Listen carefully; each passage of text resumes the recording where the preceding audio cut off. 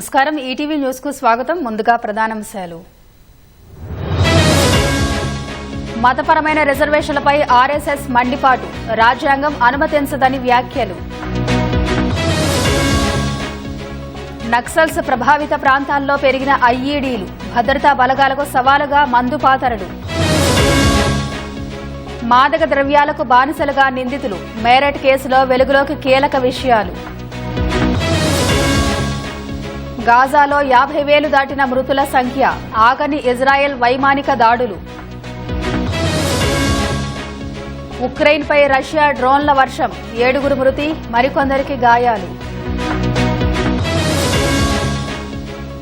నాగ్పూర్లో curfew పూర్తిగా ఎత్తివేత, శాంతి నెలకొందన్న అధికారులు.